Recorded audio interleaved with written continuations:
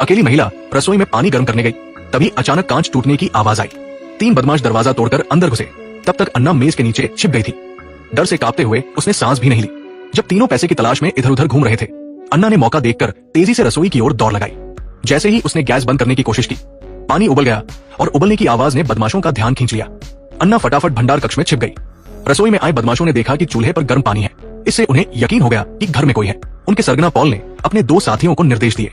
अन्ना को अपने घर की बनावट की अच्छी समझ थी। वो लगातार छिपने की जगह बदलती रही।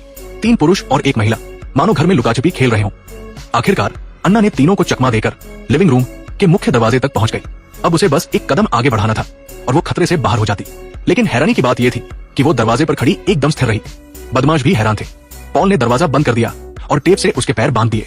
पॉल ने अन्ना से पूछा, 3 बदमाश घर में घुसे, तुमने न पुलिस को बुलाया न भागने की कोशिश की, आखिर इसका मतलब क्या है? अन्ना ने बस इतना कहा कि वो बहुत डर गई थी और सोचने का वक्त नहीं मिला। तभी दाढ़ी वाला बदमाश पेट्रोल लेकर आया और अन्ना को धमकाने लगा कि पैसे कहाँ छिपाए हैं।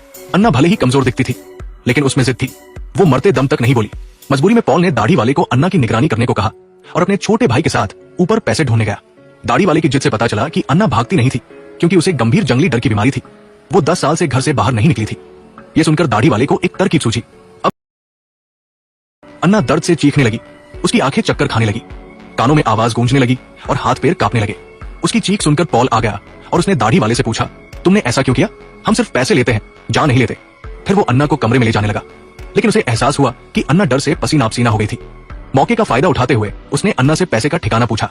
पॉल ने गौर किया कि जब उसने तहखाने का जिक्र किया, अन्ना की नजरें चुराने लगी। शायद पैसे तहखाने में थे। उसने अन्ना को कमरे में ले जाकर जॉर्ज को उसे साफ करने को कहा और खुद दाढ़ी वाले के साथ तहखाने में गया। लेकिन तहखाना खाली था। वहां सिर्फ 2 ताले लगे दरवाजे थे, जिनके हैंडल भी नहीं थे। दूसरी तरफ जॉर्ज ने अन्ना को बेडरूम में ले जाकर बिस्तर पर पटक दिया। अकेलेपन में जीने वाला जॉर्ज गलत इरादे बना बैठा। वो पैसे के साथ साथ कुछ और भी चाहता था। तभी डेविड वहां आ गया। उसने जॉर्ज से पूछा, तुम क्या कर रहे हो? तब अन्ना को पता चला कि